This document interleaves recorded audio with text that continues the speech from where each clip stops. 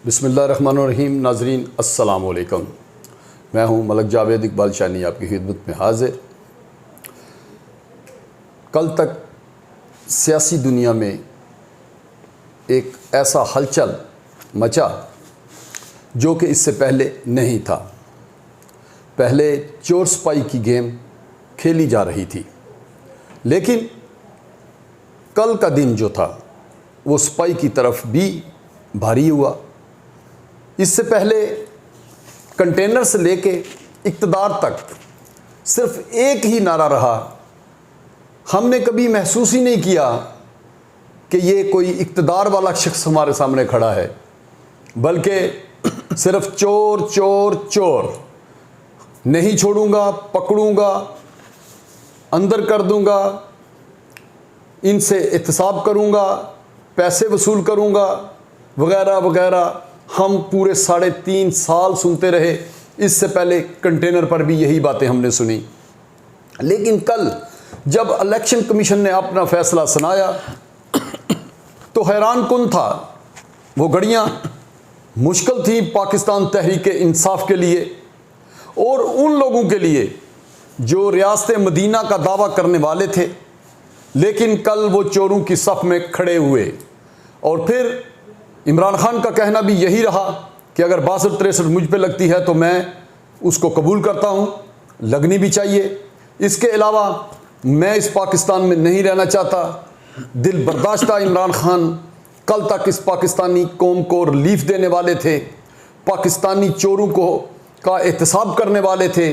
लेकिन election commission के फैसले के बाद चंद वुज़रा ने भी कहा, साबक वुज़रा ने कहा कि जी क्या हुआ है, होना बस बाकी ये रह गया था कि मुंह तो काला हो गया लेकिन गधे पे बिठाना बाकी रह गया था। क्यों कि इतनी बड़ी बात होने के बाद अगर कोई ये पूछे कि क्या हुआ तो मेरे ख्याल में मुनासिब नहीं, अक्लमंद बाशऊर आदमी ऐसा नहीं पूछता। लेकिन इन लोगों ने यह भी पूछा, सवाल किया और कहा कि कोई बात नहीं, सुप्रीम कोर्ट से हम अपनी मर्जी का फैसला लेंगे। भाई इदारे कोई बेकाऊ तो नहीं, इदारे क्या खौफ से आप फैसले सुनाएंगे? आप इदारों को समझते क्या हो? लेकिन नाज़रीन ये तो साबित हो गया कि कोई कौम के मुतल्लक नहीं सोच रहा, अपनी दौड़ में लगा हुआ है। अगर इससे पहले मियाँ नवाज शरीफ टीम थी मुस्लिम लीग की या फिर पाकिस्तान पीपल्स पार्टी, इसके अलावा डाकुओं का वो ग्रुप जिसे खान साहब ने कंटेनर में कहा कि सबसे बड़ा पंजाब का डाकू परवेज़ अलाई है, तो इन चोरों के मुकाबले में डाकुओं को वज़ारत आला दे दी, CM बना दिया, बेशुमार बातें ऐसी हैं। तो आज हमारी मुलाकात जिस सियासी समाजी शख्सियत से है, एक पाकिस्तान का बड़ा नाम, और इसके अलावा मैं समझता हूँ कि एक बड़े मुकाबले के लिए बड़ी शख्सियत का नाम है जिससे आज हम आपको मुतारफ़ करा रहे हैं। अलहाज मोहम्मद अफजल गोंदल साहिब, जो कि अगर पहलवानी के मैदान में नज़र आएँ तो कमाल करते हैं, सियासत में आएँ तो लोगों के दिलों में घर करते हैं। तो आज उनसे सियासी मौजू पर बातचीत तो होगी। ये ज़रूरी नहीं कि वो मुझसे इत्तेफाक करें, इख्तलाफ भी हो सकता है, लेकिन आज हक़ाइक़ जानने की कोशिश करेंगे। अस्सलाम वालेकुम सर। अस्सलाम वालेकुम सर। वालेकुम सलाम। बिस्मिल्लाह जी। हजूर क्या हाल है, खैरियत से हैं? अल्हम्दुलिल्लाह, आपकी दुआएं। कल का दिन आपने भी देखा। जी जी। इससे पहले 2-4 दिन पहले पाकिस्तान तहरीक इंसाफ ने खूब आतिशबाजी की, ढोल बजाए, नाचे कूदे। लेकिन कल का दिन इलेक्शन कमीशन ने उनके लिए सोग का दिन बनाया, लेकिन उन्होंने सोग मनाया नहीं, कहा कि कुछ भी नहीं हुआ। आप क्या कहते हैं इसके मुतल्लिक़? बिस्मिल्लाहिर्रहमानिर्रहीम। अस्सलाम वालेकुम वरहमतुल्लाहि वबरकातुहू। वालेकुम जो सलाम। असल कल्चर है ना, मुल्क को बनाने, संवारने और संभालने वाला, मुल्क के दुख की इन घड़ियों में मुल्क को देखने वाला और मुल्क के लोगों के ऊपर दस्ते शफ़क़त रखने वाला, वो कल्चर ये सारा नहीं है। एक दूसरे को नीचा दिखाना और उस चैप्टर को बिल्कुल छोड़ देना कि जब मुल्क के आधे मुल्क में बहुत सख्त सैलाब हैं, लोगों के घर बह रहे हैं, लोगों की जानें जा रही हैं, लोगों के पास खाने के लिए कुछ नहीं है, गुर्बत की लकीरों से लोग बेचारे पहले नीचे बस रहे थे, अब उनके ऊपर एक बहुत बड़ी आफत आई है। इस टाइम में ये कल्चर अभी जारी है ये जवाल की अलामत है जो कुछ अब भी हो रहा है। एक पार्टी दूसरी को नीचे दिखा रही है, दूसरी को नीचे दिखा रही है, वो उसको चोर कह रही है, वो उसको चोर कह रही है। कोई ऐसा निज़ाम नहीं है जो इनको पकड़ के कहे जी ये चोर है, ये चोर नहीं है। अब इस कल्चर से कहाँ तक अपने लेके चलेंगे? आपका डॉलर 240 रुपये पे पहुँच गया है जी जी, और श्रीलंका 285 रुपये पे डॉलर जाके डिफ़ॉल्ट हो गया है। और डिफ़ॉल्ट की हालत में देखा उन्होंने शाही मोहल्लात के अंदर लोगों को, कई को कत्ल किया, कई वहाँ से फ़रार हो गए, कई बच्चे लेके भाग गए। अगर उस अंजाम से हम बेखबर रहते हैं और हम समझते हैं कि ये खेल हम जो शुरू किया हुआ है ये हमारे लिए मुल्क के मुस्तकबिल का फ़ैसला कर सकेगा, जो सारा गलत है। इलेक्शन कमीशन को मैं बुरा नहीं कहूँगा, इसलिए कि इलेक्शन कमीशन ने, उसके पास डाटा है, उसने उसके मुताबिक उसको कहा है कि ठीक है जी, खान इमरान खान ने बाहर से फंडिंग की है, कराई है। मैं तो समझता हूँ इस मुल्क में फंडिंग भी हो या कुछ भी हो, इस मुल्क को पैसे की ज़रूरत है। और जिस माफिया के सामने खान खड़े होकर लड़ रहा है, उसके खान के पास इतने पैसे नहीं है कि खान खड़ा होकर उनके सामने लड़ेगा। यहाँ तो वो लोग हैं जिन्होंने पूरे पूरे मुल्क की इकानमी लूटी है, लूट के पैसे पाकिस्तान में और बाहर के मुल्कों में ढेर लगाए हुए हैं। नहीं गोदर साहब, मैं आपकी बात काटता हूँ मैं आपकी बात, ये मैं बात करना चाहता हूँ, खान के पास इतनी कैपेसिटी नहीं है कि माफिया के साथ लड़े। इसका मतलब ये है कि ममनुआ फंडिंग लेकर आ जाए तो जायज़ है वो? नो, खान के पास, मैं बनी गाला गया हूँ, 2 घंटे आप खड़े रहेंगे ना, 2 घंटे में कम से कम 2 दर्जन चेक लोग उसको देंगे। 5 लाख का, को 20 लाख का, को 10 लाख का, को 1 लाख का। 2 घंटे में, मैं खुद 2 घंटे खड़ा रह के आया हूँ, 2 दर्जन से ज़्यादा चेक वो इधर से पकड़ा रहा है, उधर से पकड़ा रहा है। खान को क्रेडिबल बंदा समझ के लोग पैसे फाइनेंस करते हैं, ठीक है। हाँ, उसके मुकाबले में अगर बाहर से फाइनेंस करके उससे नाजायज़ फ़ायदा उठा रहा है तो वो गलत है। उसके उनको एविडेंस लाने चाहिए, ये इस बंदे ने नाजायज़ फ़ायदा, पाकिस्तान की गवर्नमेंट जब इमरान खान की बनी है उस वक्त फ़ायदा उठाया या आइंदा मुस्तकबिल में फ़ायदा उठाने वाला को बंदा है, वो उसके मुताबिक सोचना उनका सही है जी। को गलत कम्युनिटी उसको फंडिंग करती है, को गलत इदारा उनको गैर मुल्की फंडिंग करता है, जो मुल्क के लिए नुकसानदेह होगा उससे नाजायज़ फ़ायदा पाकिस्तान से उठाएगा। अदरवाइज़ तो पाकिस्तान जितना निज़ाम उसका कैंसर का है, जितना निज़ाम उसका नमल का है, जितना निज़ाम उसका पॉलिटिक्स का है, सारे लोग उसमें पैसे दे रहे हैं। जो पाकिस्तानी लोग बाहर से भी दे रहे हैं, पाकिस्तान के अंदर से भी दे रहे हैं। बाहर के मुल्क भी समझते हैं, वो कहते हैं कि पाकिस्तान के अंदर बेड़ों में चीता पैदा हो गया, उसको ऑस्ट्रेलिया से पैसे लोग देते हैं, अमेरिका से पैसे लोग देते हैं, यूरोप से पैसे देते हैं। उसको अल्लाह ने बनाया इसलिए कि वो ऐसे हाथ करता है, उसके नीचे पैसे के ढेर लग जाते हैं। हाँ, इदारों का हक बनता है कि इसमें सॉर्ट आउट करें कि कौन से इदारे गलत हैं जिन्होंने मुल्क को नुकसान देने के लिए उसको पैसे दिए उसमें। और खान ने कहा है कि मैं अदालत में जाने के लिए अगला स्टेप ले रहा हूँ। और पाकिस्तान की अदालतें भी बहुत बाकी हैं। एक इलेक्शन कमीशन ने कहा है जी उसने गलत फंडिंग कराई है, उसके बाद इदारे उसके बाद हाई कोर्ट है, सुप्रीम कोर्ट है, सारे इदारे हैं, उसके जाने का उसको हक हासिल है। अपनी क्लैरिफिकेशन के लिए इस चीज़ की सॉर्ट आउट कराएंगे जाके जी ये फंडिंग जो हमने कराई है गलत है, ये सही है। और पाकिस्तानी के लिए मैं समझता हूँ कि ये बहुत अच्छा टाइम है जब बड़े से बड़े बंदे के ऊपर कानून आके खड़ा हो गया है। हर बंदे का कद कानून से छोटा हो, यही तो चाहते हैं हम कि पाकिस्तान की तरक्की इसी में होगी। अगर खान ने भी कोई गलत काम किया है तो खान को भी उसका सवाल जवाब होगा, खान उससे क्लियर होगा। सादक और अमीन की लिस्ट में अगर खड़ा हुआ है तो उसको ये क्लैरिफिकेशन सारी करके जानी होगी। लेकिन मैं ये कहूँगा, रिक्वेस्ट करूँगा पाकिस्तानी कौम से कि ऐसे बंदे को कम से कम ज़ाया ना करें, जिसमें एक तारीखी कैंसर हॉस्पिटल आपके कोने कोने में बना दिए, एक इंसाफ के नाम पर एक बहुत बड़ी जमात बनाई जिसमें गलत बंदे भी आए। मैंने कहता हूँ सारे अच्छे हैं। ये वो बंदे जिन्होंने तहरीक इंसाफ बनाई थी, जो VN इमरान खान के साथ थे, उन बंदों के आज भी दिल ऐसे धड़कते हैं पाकिस्तान के साथ और खान के साथ। आगे खान माफिया के साथ कैसे जकड़ा गया है, ये मुल्क के हालात वाक़यात हैं कि जहाँ जहांगीर खान तरीन भी आया, अलीम खान भी आया और उसके अलावा बहुत सारे लोग इस तरह के आए, लेकिन उसने सॉर्टिंग करने में भी उसने बड़ी हिम्मत किया कि उनको सॉर्ट आउट कर दिया कि ये लोग मेरे साथ चलने वाले नहीं हैं। और भी बंदे उसके साथ हैं। मेरा नहीं ख्याल कि आइंदा आने वाले दिनों में खान इस माफिया को फिर अकोमोडेट करेगा। नहीं करेगा तो खान उसी तरह हीरो की हैसियत से दोबारा फिर छाएगा, दोबारा पाकिस्तान के लिए डिलीवर करेगा। गोविंद साहब, चंद दिन पहले इलेक्शन कमीशन के फैसले से चंद दिन पहले बरतानिया के न्यूज़पेपर ने मीडिया ने ये शाया किया कि हम अपना फ़ंड, अपने स्पोर्ट्स का फ़ंड जो है वो हम किसी हॉस्पिटल के लिए पाकिस्तान देते रहे, लेकिन वो सियासी पार्टी यूज़ करती रही जिसका हम एहतजाज करते हैं। उसका भी एहतजाज जो है वो इधर टोटल पाकिस्तान तहरीक इंसाफ पार्टी की तरफ आया। तो ये भी आप क्या कहते हैं कि ठीक है कि एक फ़ंड जो है हॉस्पिटल के लिए है और सियासी पार्टी में सर्व करना नहीं जायज़ है? देखिए, उन्होंने सियासत के लिए उसको फंड नहीं दिया, उन्होंने हॉस्पिटल के लिए दिया। यकीनन उसे हॉस्पिटल में लगाया होगा। हॉस्पिटल में भी बहुत खर्चे आते हैं। एक कैंसर के मरीज़ के ऊपर कम से कम 50 लेकिन जनाब उनका एहतजाज ये बता रहा है कि आप उनको कोई रसीद नहीं दी गई, उनको कोई डाटा नहीं दिया गया, उनको कोई हिसाब किताब नहीं दिया गया। क्या साहब आप किस अमेरिकन से, ब्रिटेन से कभी भी तो नहीं रखता कि खान साहब के लिए कोई अच्छा लफ्ज़ इस्तेमाल करेंगे। खान जब बैनुल-अक़वामी फोर्सेस के सामने पाकिस्तान को आज़ाद कराने के लिए पाकिस्तानी अवाम के साथ खड़ा हुआ है, तो इस वक्त चारों तरफ से जिस तरह पाकिस्तान जकड़ा हुआ है, पाकिस्तान का गला घूंटा हुआ है, इस तरह खान का भी गला घूंटा हुआ है। अगर वो आज़ादी के लिए काम कर रहा है, रियली अगर सच्चाई से वो आज़ादी के लिए काम कर रहा है, तो मैं उसको सल्यूट करता हूँ, मैं उसके साथ हूँ। अगर इसमें कोई आमेज़िश है तो फिर अल्लाह उससे हिसाब लेगा।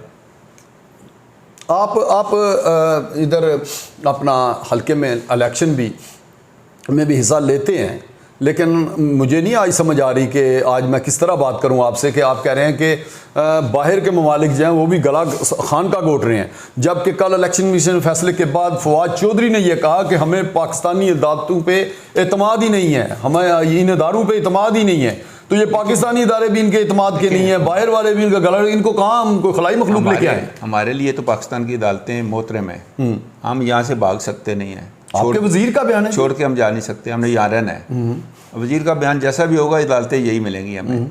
इन अदालतों को रिफाइन करने के लिए हमें 2/3 अक्सरियत लेकर नेक्स्ट इलेक्शन में जाकर अवाम के वोट लेकर 2/3 अक्सरियत के बाद कानून साजी में मज़ीद बेहतरी लानी पड़ेगी। इस हालत में जो भी अदालतें हमारी हैं, हमें उनको एहतराम करना पड़ेगा। जिस तरह भी कभी कानून है उसके अंदर रहते हुए उसमें से जिस तरह रिलीफ हम ले सकते हैं वही हमें कोशिश करनी पड़ेगी। ये कभी नहीं हो सकता कि हम पाकिस्तान में रहते हुए अमेरिका की अदालतों से इंसाफ जाके लेंगे या इंडिया की अदालतों से जाकर इंसाफ लेंगे, ये तो नहीं होगा। इन अदालतों में, और इन अदालतों ने इंसाफ दिया है। जब कोई चलता रहता है इंसाफ के लिए अल्टीमेटली उसको इंसाफ मिलता है। और खान को भी इंशाल्लाह इस तरह का इम्तिहान पड़ा है। तो ये पाकिस्तान तरीके इंसाफ के ऊपर इस तरह की जैसे एक जल्दला है, उन्होंने जो मशक्क़त भी इमरान खान के मुताबिक पाकिस्तान के शहरियों ने, लोगों ने की हुई है, जो PTI के लोग हैं ख़ासकर, उनको इंतहाई शर्मिंदगी है कि जो इनके साथ हो रहा है। और इंशाल्लाह अल्लाह के फजल से जब आखिरकार इन्हीं अदालतों से दूध का दूध और पानी का पानी होगा, सब कुछ ठीक हो जाएगा। गवर्नर साहब, मैं ये भी आपसे पूछना चाहूँगा, आप समझते हैं कि खान साहब इंसाफ और इनकलाब की जंग लड़ रहे हैं, यही कह रहे हैं ना आप जी। लेकिन जब हुकूमत टूटी, इक़्तिदार पाकिस्तान मुस्लिम लीग के पास आया, तो फिर फवाद चौधरी ने एक बयान में ये कहा कि राणा सनाउल्लाह पर लगे इल्ज़ामात मुकम्मल गलत थे। हमने अली मोहम्मद खान को इस बात से आगाही भी दी कि यार ऐसा ना करो, जो हलफ दिया वो भी झूठा था और उनकी कार्रवाई भी झूठी थी। काबीना में बैठकर भी हमने समझाया, लेकिन वो नहीं समझे। तो क्या खान साहब को ये इल्म नहीं था कि एक बेगुनाह आदमी के ऊपर मंशियात का केस डाला जा रहा है? तो क्यों डाला जा रहा है? आज जो ये कह रहे हैं कि गलत था, तो कल ये क्यों नहीं माने, या उनको क्यों ऐसे ख्वार किया? राना सनाउल्लाह के बारे में मैं कुछ भी नहीं कहना चाहता। मैं फैसलाबाद के लोगों से बहुत मेरा आना जाना है, लेकिन मेरे पास मिनिस्टर कह रहे हैं, साबिक मिनिस्टर कह रहे हैं, सारे उसको मिनिस्टर जो भी कहता है, फैसलाबाद में उसकी जो रेपो है आप जाके खुद पूछ सकते हैं। नहीं, अपना किरदार अलग चीज़ है। इस केस के मुतल्लिक़ मैं बात कर रहा हूँ ना, ऐसा क्यों किया उन्होंने? मेरे नीलम में, आपके इल्म में नहीं? वज़ीर साहब ने क्या कहा ठीक हो, मुझे ये पता है कि फैसलाबाद में राणा साहब को लोग क्या कहते हैं। चलो वो तो अपना अपना करैक्टर है ना जी। ये बताइएगा कि पंजाब में CM के तौर पे चौधरी परवेज़ इलाही आ गए जी, ठीक है। इससे पहले कंटेनर में जो आवाज़ें थी आपको पता ही है, सारे निज़ाम बेहतर है। तो खान साहब को इतनी क्या आफत नज़र आई कि इनको इतना करीब लाना पड़ा कि CM देनी पड़ी, वज़ीर आला बनाना पड़ा, सारे निज़ाम किए, वजारतें भी दी, सिर्फ 2-4 सीटों के लिए आगे बढ़ते गए। तो अब इनके बगैर इनका खान साहब का इक़्तिदार ही बिल्कुल समझते हैं कि दूर है। आपने ऐसा सवाल किया है कि जिसका जवाब मुझे लाजमी देना पड़ेगा। जी जी, क्योंकि मैंने टॉप के ऊपर ये लिख के रखा हुआ था कि क्या ज़रूरत पड़ी है पार्टियों को बमैर खान साहब के कि वो माफियाज के बगैर आगे नहीं बढ़ सकती। मुझे इस चीज़ की शर्मिंदगी भी है, इस चीज़ की ज़िल्लत भी है, और मैं इस चीज़ के साथ खान साहब के साथ खड़ा भी नहीं हूँ। कि अगर कोई माफिया का बंदा सामने प्रमोट होता है तो मैं उसके साथ, बंदे के साथ नहीं खड़ा होता, ठीक है, वीएन इमरान खान के साथ मैं खड़ा होता हूँ। अगर इस तरह के बहुत सारी चीज़ें जहाँ की जिसकी हमें जस्टिफिकेशन नहीं है हमारे पास, अलीम खान की जस्टिफिकेशन नहीं थी, जहांगीर खान तरीन की जस्टिफिकेशन नहीं थी हमारे पास, और बहुत सारी लीडरशिप है पाकिस्तान के अंदर जिसकी जस्टिफिकेशन नहीं है। लेकिन पाकिस्तान के अंदर जहांगीर तरीन जहाज़ों में बंदे लेके आ रहा है तो आपको कहते हैं हमें वो पता आपकी बात सारी सही है। जब माफिया से पैसे आते हैं उस वक्त बड़ा अच्छा लगता है, माफिया की जस्टिफिकेशन देनी पड़ती है उस वक्त पता लगता है कि इसको जस्टिफाई आपने करना है। ठीक है, पाकिस्तान के अंदर मुझे इस चीज़ का फिर इंतहाई दुख है कि आपने जितनी लीडरशिप है पाकिस्तान के अंदर वो सारी इसी तरह की है। अगर उसमें से शार्ट आउट करके छोटी बुराई बड़ी बुराई ढूंढते रहेंगे सारी उम्र, हम मुल्क को गर्क करते रहेंगे। हमें किस तरह के बंदे चाहिए? अच्छा इंसान, अच्छा ख़ानदान, अच्छी सोसाइटी, अच्छा मुल्क, अच्छा लीडर, अच्छा घर। बिल्कुल, जहाँ अच्छे का लफ्ज़ इस्तेमाल होगा वहाँ रिज़्क़ हलाल पहली शर्त होगी। और रिज़्क़ हलाल किसको कहते हैं? वो रोज़ी जो मेहनत और ईमानदारी से कमाई जाए और जिसमें इस्तेसाल शामिल ना हो, जिसमें किसी के कपड़े उतारे हुए ना हो, किसी के मुंह से नवाला छीना हुआ ना हो। ऐसे ही अगर इस तरह के कल्चर के बंदे आएंगे, आप बेले से मफरूर चार लाएंगे या माफियाज को लाएंगे, चलो जी लाहौर या इस्लामाबाद में मुल्क के लिए कानून साजी होनी है, किन के लिए? गरीबों के लिए। तो कानून साजी करने के लिए मफरूर कहेंगे चाचा जी मैं जाता हूँ, तो मैं इस्लामाबाद गया और आके कानून बना के आऊँ जी, बिल्कुल कोई गरीब नहीं रहेगा। किस तरह आप 74-75 साल के खेल में क्यों उलझे हुए हैं? Selection of team, training of team and utilization of team that make score. आप करप्ट बंदे लाएंगे, आप माफियाज लाएंगे, वो कोई भी होंगे, गुजरात से होंगे या कराची से होंगे या कोयटा से होंगे, जिधर से भी आप लाएंगे, या KPK से होंगे, वो काज एंड इफेक्ट की थ्योरी के तहत जिस तरह की आप सिलेक्शन ऑफ टीम करेंगे डेफिनेटली उस तरह का इफेक्ट आपका होगा।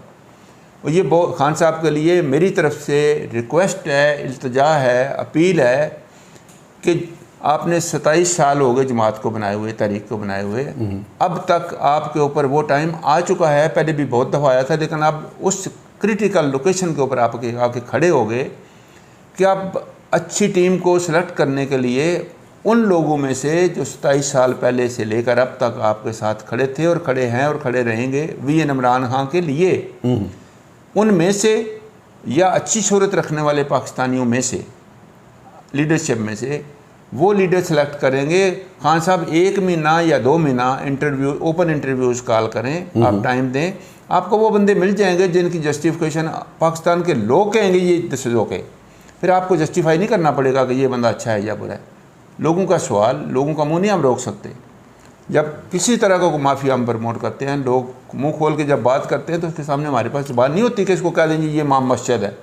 ये पाकिस्तानी लोगों को हक असल है, हम उनकी मलकियत है, लीडरशिप जो पाकिस्तान की है उनकी मलकियत है, इसके ऊपर किसी तरह का भी कोई सवाल वो उठा सकते हैं, कोई सवाल पूछ सकते हैं, वो हमारी रियाया है, उनको हक असल है, क्योंकि हम उनके लिए काम कर रहे हैं। अगर हम उनको माफियाज या करप्ट लोग प्रमोट करने के लिए देंगे तो वो कहेंगे जी पहले दिन से उंगली उठ जाएगी ये बंदा गलत है, हम जस्टिफाई कैसे करेंगे कि ये बंदा आपके लिए जाके इस्लामाबाद या लाहौर बैठ के या कराची बैठ के या कोयटा बैठ के आपकी छावनियों में आपके लिए काम कर सकता है।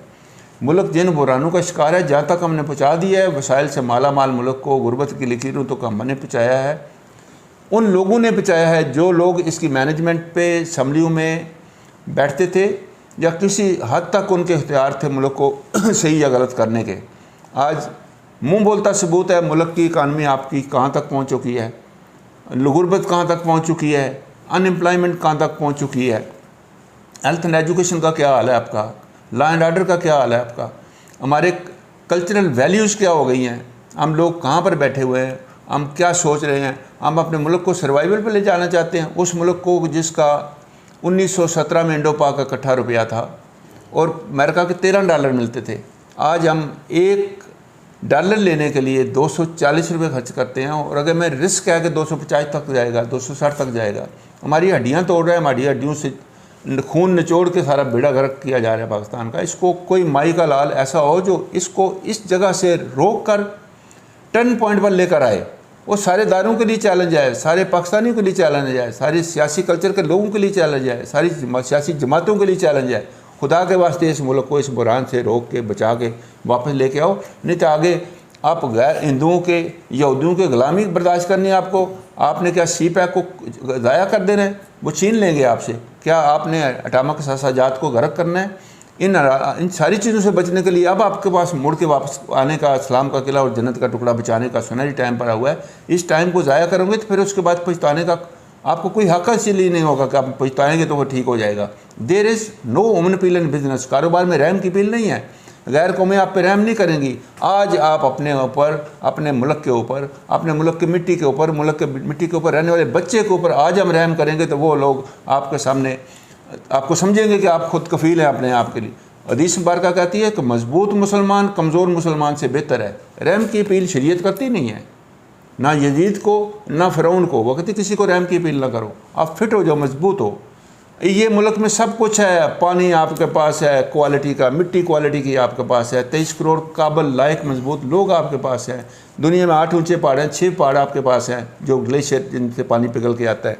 2 gateways to Central Asia, Karachi Gwadar आपके पास है, सैंडक आपके पास है, सब चीज़ें आपके पास हैं। और आपके पास ये जिल्लत और भूख की घड़ियाँ क्यों हैं? इसका मतलब है आपके वो लोग जो इस मुल्क की मैनेजमेंट पे मामूर थे, 74-75 साल थे, सारों ने जुल्म किया। सारों एक अयूब खान का तरबेला मंगला बना, हम आज भी उसको सलूट करते हैं। आपके पास 2 सूरत हाल इस वक्त पाकिस्तान को संभालने के लिए, या तो आप करप्शन की सज़ा मौत करें, managerial strict rules and regulation रखें, आप मैनेजमेंट आपकी स्ट्रांग होगी तो आपके मैनेजरियल बेस्ड प्रोजेक्ट आपके चल जाएंगे। अदरवाइज़ आपको दूसरी किस्म के प्रोजेक्ट लॉन्च करने पड़ेंगे जिसको कहते हैं नेचर फेवरिंग प्रोजेक्ट्स। आप सोलर लगाएं, नेचर आपको एनर्जी दे रही है, पैसे दे रही है, सोलर। बायो लगाएं, सेंट्रल पाकिस्तान में विंड मिल लगाएं, साउथर्न पाकिस्तान में। उसके बाद आप मोटरवे, आपने BOT built operate and transfer से कोरिया से लगवाई है, नेचर फेवरिंग प्रोजेक्ट आज चल रहा है, आपको पैसे दे रहा है, आपकी मलकियत भी बन गया। आप managerial based project, railway, PIA, पाक स्टील, आप कोलैप्स करा के बैठ गए हैं। मैनेजरियल बेस्ड प्रोजेक्ट हुकूमत ना करे, अगर उसके हाथ में है तो फेंक दे, उनको छोड़ दे। उस करने हैं तो नेचर फेवरिंग प्रोजेक्ट्स के ऊपर फाइनेंस करें।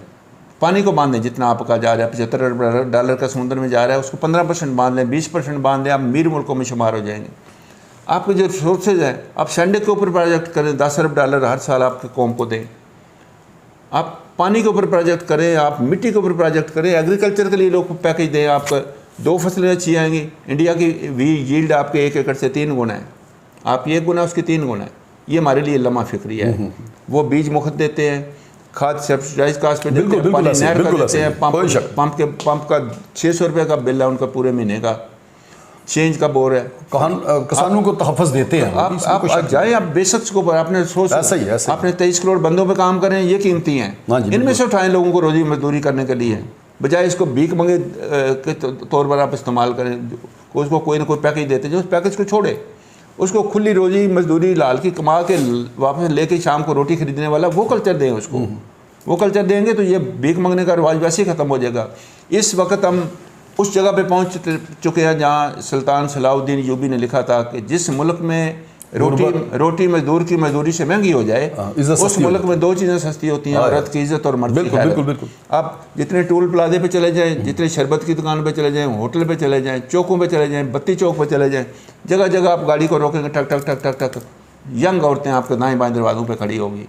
और ये एक दिन में नहीं हुआ, ये अरसा दराज में हमारी सुस्ती, लापरवाही, काली और ज़्यादती बर्दाश्त करने की वजह से ये हुआ। पाकिस्तान के लोग वो कहते हैं, पाकिस्तान के शरीफ लोग जो खामोश हो गए जिस वजह से सारा कुछ हुआ। गोंदा साहब, आपकी बातें मज़ेदार हैं, इसमें कोई शक नहीं। बड़े दिलो दिमाग के आदमी हैं आप। आपने टूटे हुए जूते से अपना आगाज़ करके आला गाड़ियों तक भी आप आए। सिर्फ इसमें के पीछे क्या था? मेहनत थी। तो आपसे ही मैं ये सवाल पूछना चाहूँगा, आप विजन इमरान खान के पीछे हैं, तो आपका जो विजन था वो ये था कि इनकलाब, तब्दीली, इंसाफ, 3 चीज़ें थी। क्या आपको इनकलाब इस हुकूमत में नज़र आया, तब्दीली नज़र आई? और इसके अलावा इंसाफ, मैं इंसाफ की बात आप पर कर लेता हूँ कि आपने 63,000 कमोबेश आपने वोट हासिल किए। उसके बाद आपका हक ये बनता था कि आपको टिकट दी जाए। पहले परवेज़ लाई को दे दीगी, फिर मोनस लाई को दे दीगी, और आने वाले वक्त में भी मैं ये देख रहा हूँ कि टिकट से महरूमी नज़र आ रही है मुझे, क्योंकि ये जो विजन है ना, विजन जो उल्टा जा रहा है ना, उस मैं विजन की बात कर रहा हूँ, अल्लाह करे आपको दे। तो क्या आप समझते हैं कि ये इंसाफ था? मुझे बड़ा फ़ख्र है, हाँ जी, कि मैं किसी माफिया का हिस्सा नहीं हूँ।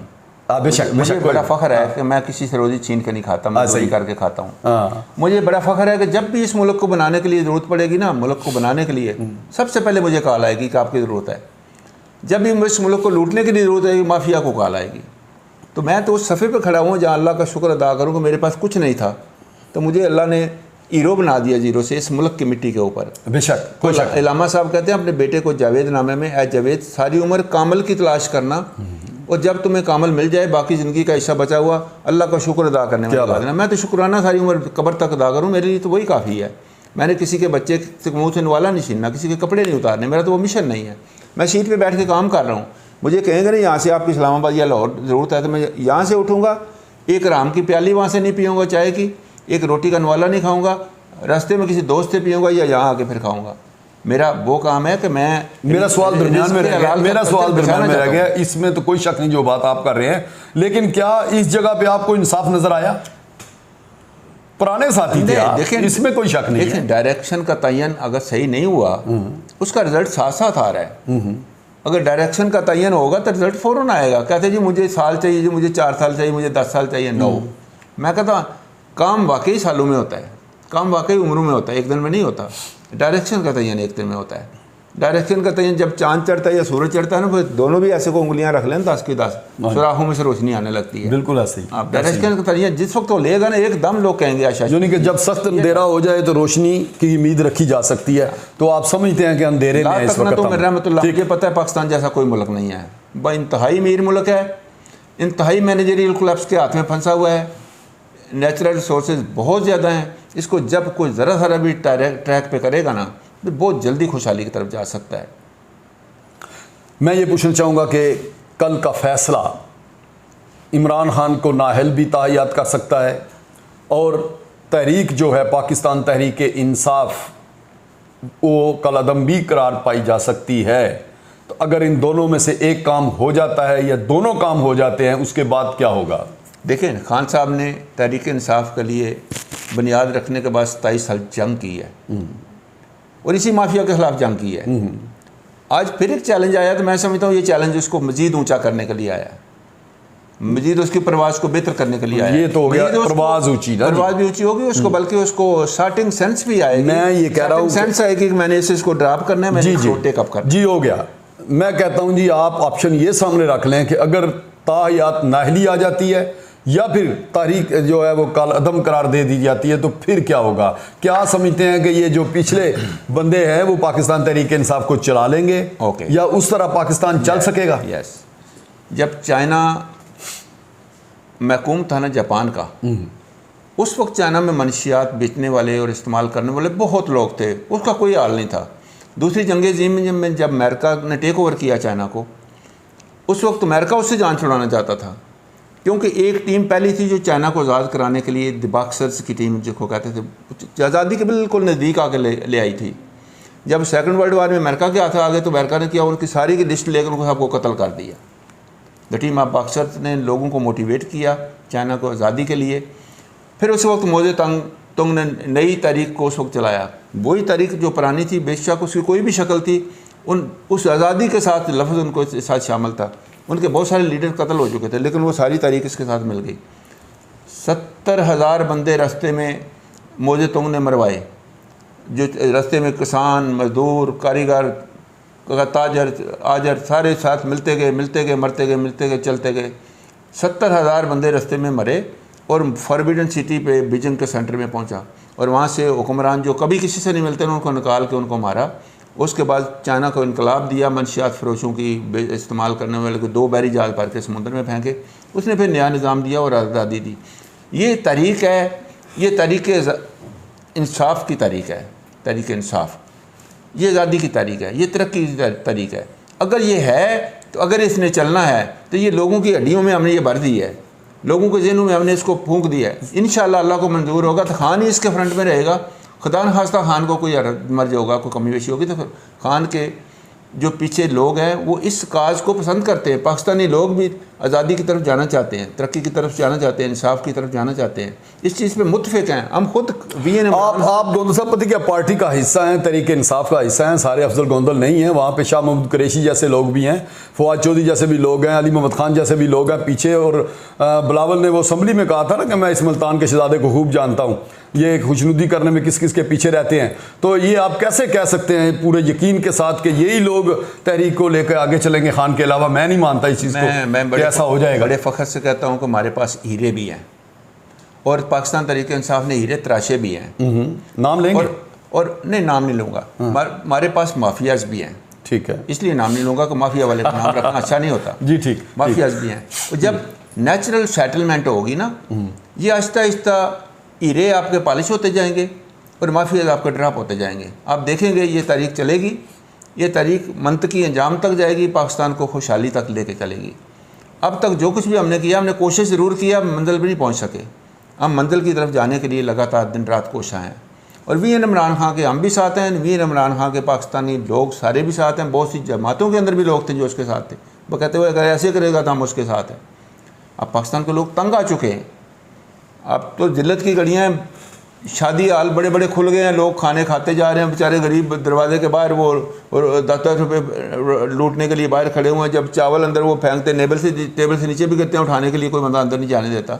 इतना डिफरेंस हमने क्रिएट कर दिया। वही 1.5% 2% लीड क्लास को प्रमोट करने के लिए गुरबत की लकीरें हमने 60% से 70 से 75 80 हम बढ़ाते मिडिल क्लास को श्रिंक करते जा रहे हैं। कहाँ एक अंजाम जाएगा जहाँ पर जाके हम कोलैप्स कर जाएंगे।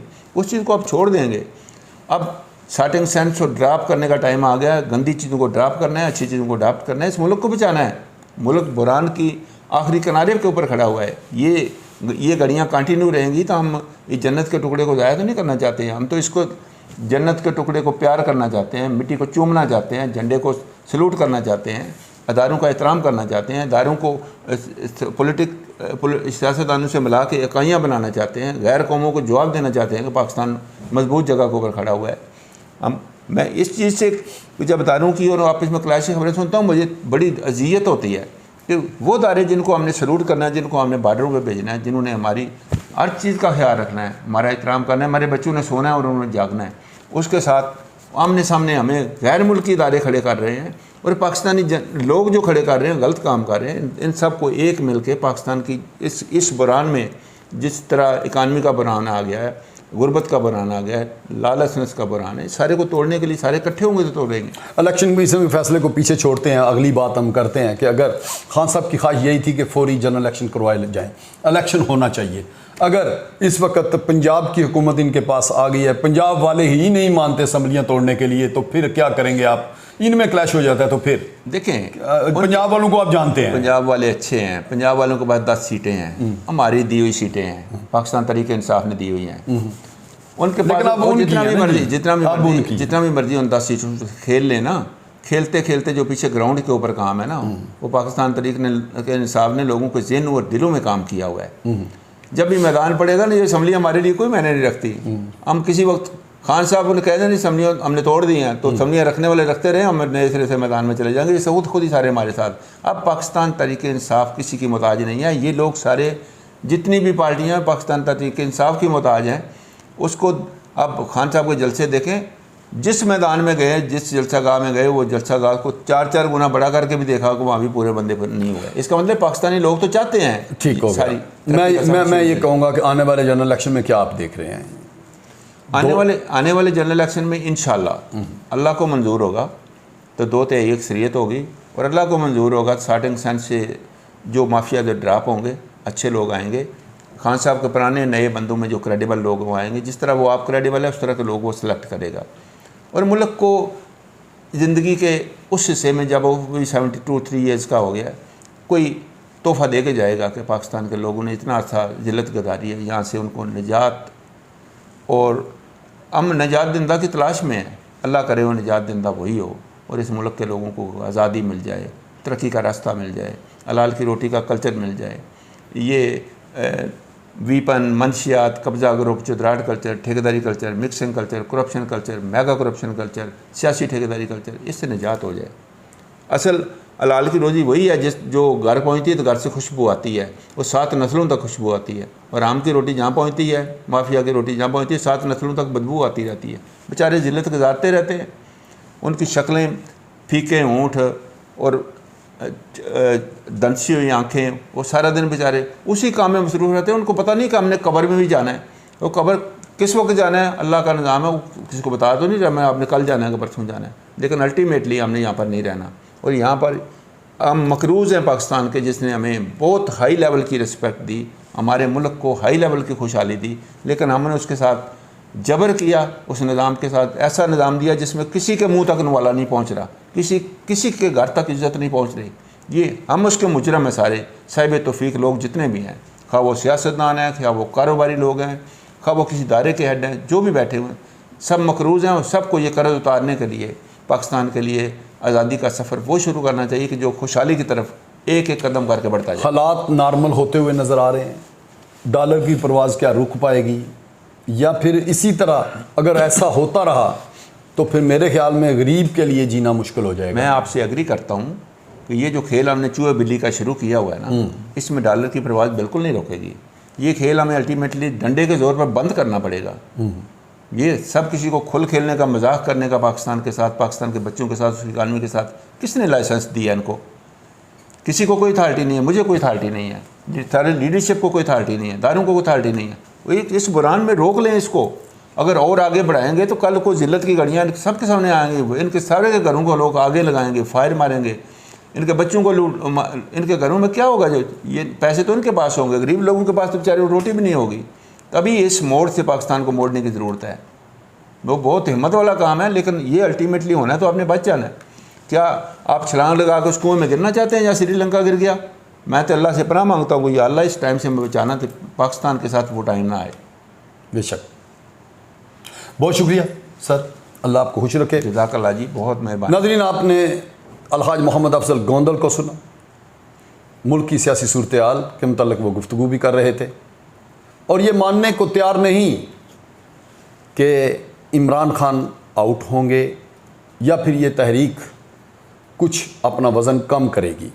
ये कहते हैं कि आगे बढ़ती जाएगी, इमरान खान बरसरे इक़्तिदार आएंगे, आने वाला वक्त इमरान खान का होगा, इंसाफ का होगा, तब्दीली का होगा, इनकलाब का होगा। और ये जो माफिया ग्रुप है आगे पीछे खड़ा, ये आहिस्ता आहिस्ता कम होता जाएगा और अच्छे लोगों की एक कतार बनती जाएगी। ये पुरुम्मीद है, अल्लाह करे कि ऐसा ही हो। लेकिन आने वाला वक्त जो हमें दिखाई दे रहा है बड़ा तलख, बड़ा सख्त, बड़ा मुश्किल। तो अल्लाह करीम इस वक्त से हमें बाहर निकाले। इजाज़त दीजिए। अल्लाह हाफिज़। अल्लाह हाफ़िज़।